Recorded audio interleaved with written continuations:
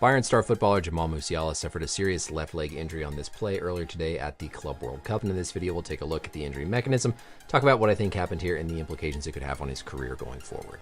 Welcome back, everybody. I'm Dr. Brian Suter, and the goal in this channel is to teach you more about the medical side of the sports world. So we don't typically cover a lot of football, of course, lots of American football, but let's dive into this injury here. And what I first want you to focus on is just the position of the limb and the joints as you go into the injury moment itself, because the forces that are applied to the joints, the ligaments, the muscles, tendons, depending on the position of those joints, is going to influence what structures are torn and what structures fail. In this situation, of course, Musiala is going out here. He's leading with that left ankle. And as he goes down, he plants that left ankle rigid into the turf.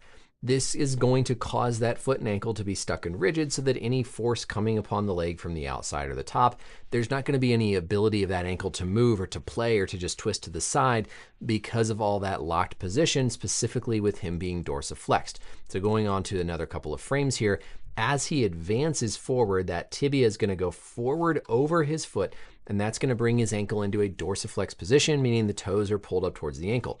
What that does is it engages the ankle mortise with the talus between the tibia and the fibula in a locked position to where there's very minimal side-to-side play in the ankle. As the keeper then comes into the side, that forces his leg into this valgus load. It's going to be bent inwards. That's going to externally rotate the foot. That's going to cause that tibia and fibula to want to split apart. And the cascade of events that take place thereafter from the excess external load, I'm concerned would have dislocated and fractured his ankle as the most likely scenario. Here in this view in particular, we see his right leg right there, and his left foot in this position is trapped. His left foot is locked into the ground, but that force is coming in from the tibia, causing that ankle to evert and the foot externally rotate, concerning for dislocation, fracture. Next, we'll look at our biodigital anatomy model and understand exactly what anatomy and structures are involved here and the career implications on this injury. But first, I want to take a minute to give a shout out to the sponsor of today's video. This video is sponsored by one of my absolute favorite brands, AnCollar. AnCollar makes performance dress wear for men. And if you're not aware of them yet, well, you've seen me wearing their dress shirts in pretty much every video I've made for the past few years. Hands down, they're the most comfortable dress shirts I've ever worn. And they're perfect for these hot summer months.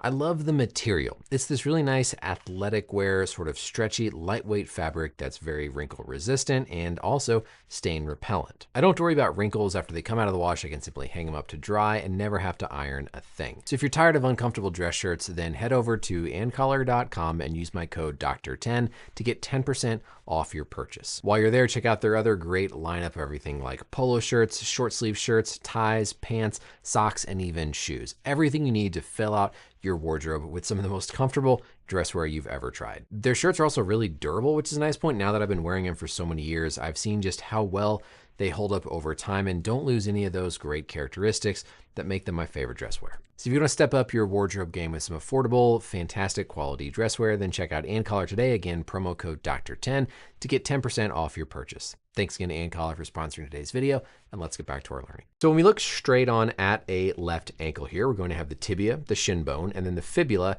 which is going to be that bone, the bump on the outside of your ankle. That's called the lateral malleolus. That's right down here. That's what you feel if you rub the outside of your ankle.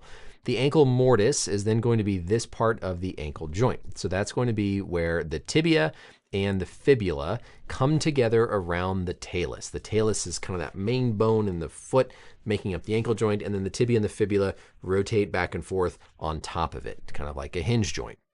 If we look on the inside of the ankle, we're going to see the deltoid ligament complex. That's the ligament complex injured when you have an eversion sprain, meaning the ankle goes that direction.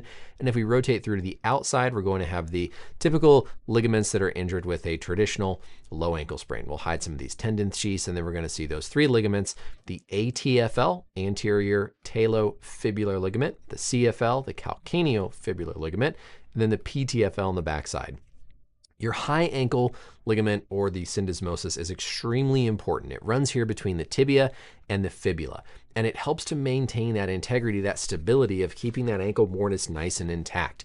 Whenever you get a high ankle sprain, typically what occurs is the ankle is dorsiflexed, meaning it's kind of brought up towards the foot, it's locked, and then the load of force comes in this direction, which as the foot then externally rotates, it makes that fibula and tibia want to pry apart from one another. That prying apart from one another stresses this high ankle ligament complex, and then if it's a high enough external force, a high enough external load coming in, you begin this cascade of forces and injury through the ankle that ultimately can lead to a fracture, failure of these structures, and then sometimes the ankle itself dislocating. Now, when we talk about these injuries, right, you could have just an isolated fracture higher up in the tibia fibula.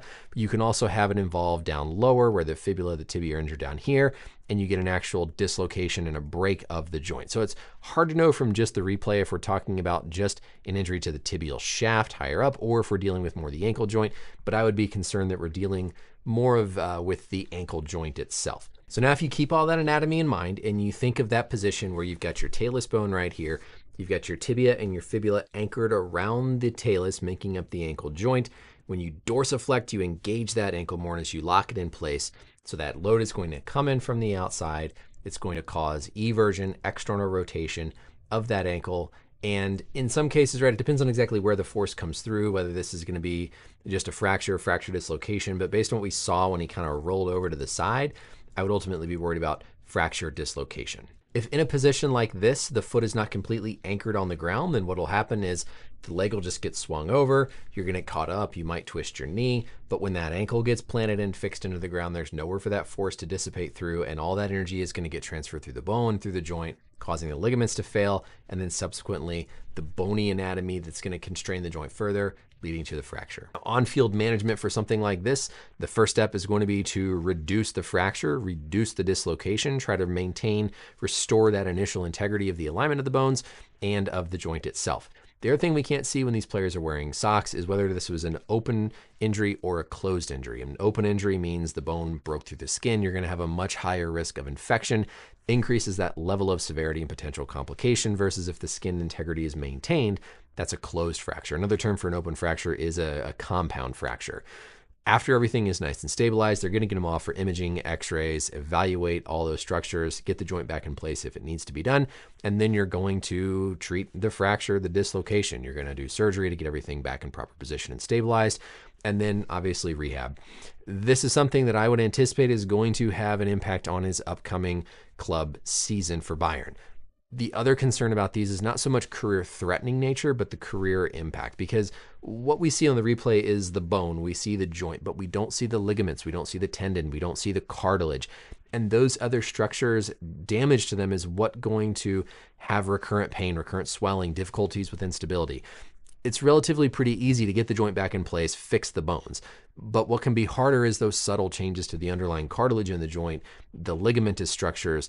And when you're performing at that high level, that 100th percentile of athletic performance, those small little things to a critical joint like your ankle can have a huge impact on your speed, on your cutting ability. And so while no, I don't see anything like this at surface level being a career ender, absolutely has the potential to be career altering because of the level that these guys operate and the difficulty to restore all that tissue integrity in a good enough way where they get back to 100%. Of course, nothing that says he can't, but when we see something this significant, you always have to be prepared that this could be career altering, not so much career ending. Hopefully it's not an open fracture. Hopefully the fracture amount is minimal. You can get a simple dislocation of your ankle where you don't fracture anything. That's obviously a better case scenario. So we'll see here, but from what we've seen at face value, would expect serious implications for his upcoming club season into the fall, and then potentially career altering. That's it for the video, everybody. Let me know as always any questions or comments down below. And until next time, we'll see you later. Bye.